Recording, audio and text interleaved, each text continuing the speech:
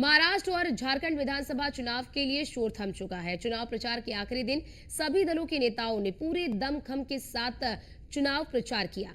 महाराष्ट्र में विधानसभा की 288 सीटों पर मतदान होना है, यानी कि 288 सीटें महाराष्ट्र में है, जिन पर 20 नवंबर को मतदान होगा और 23 नवंबर को परिणाम सामने आएंगे।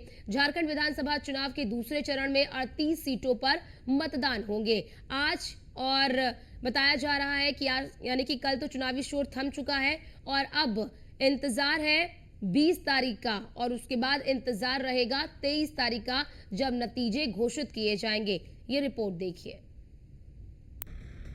थम गया चुनावी घमासान, अब जनता करेगी मतदान। किसके नारे का दिखेगा जोर, इंतजार बस थोड़ा और।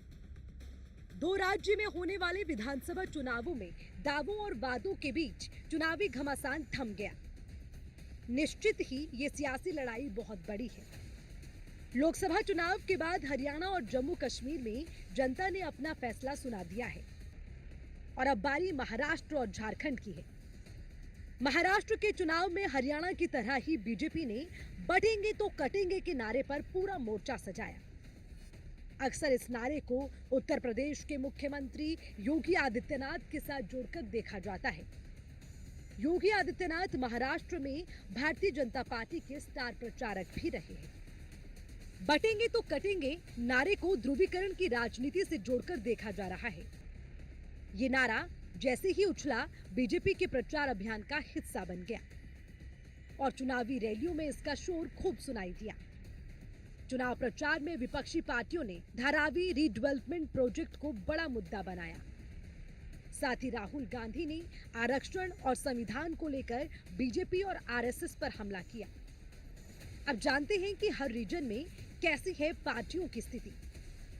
पूरा महाराष्ट्र 6 रीजन विदर्भ, मराठावाड़ा, पश्चिम महाराष्ट्र, उत्तरी महाराष्ट्र, कोंकण और मुंबई में बंटा है।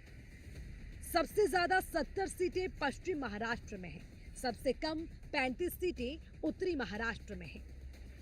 विदर्भ महाराष्ट्र का सबसे बड़ा रीजन है। 62 में से 36 सीटों पर सीधी लड़ाई है।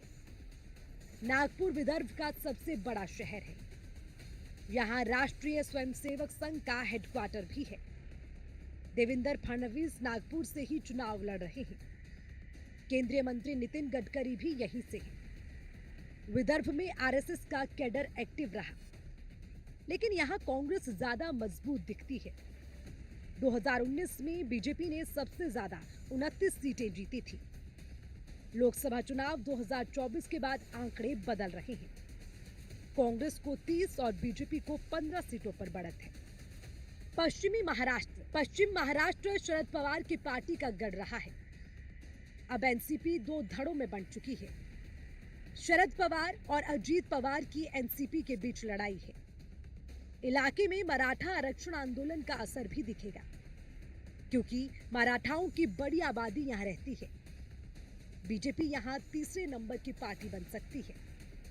उत्तर महाराष्ट्र का इलाका कभी कांग्रेस का गढ़ था, लेकिन बीजेपी और शिवसेना पकड़ बनाने में कामयाब रही। 2019 में बीजेपी ने 35 सीटों में से 20 सीटें जीती थी। शिवसेना को 6, कांग्रेस को 5 और एनसीपी को 4 सीटें मिली थी। यहां कांग्रेस, शिवसेना, शिंदे गुट, बीजेपी के बीच मुकाबला है। यहां ओबीसी वोटर ज्यादा हैं, जो बीजेपी की तरफ झुकाव रखते हैं। बीजेपी के गोपीनाथ मुंडे बड़े ओबीसी लीडर थे। उनके निधन के बाद बेटी पंकजा मुंडे राजनीति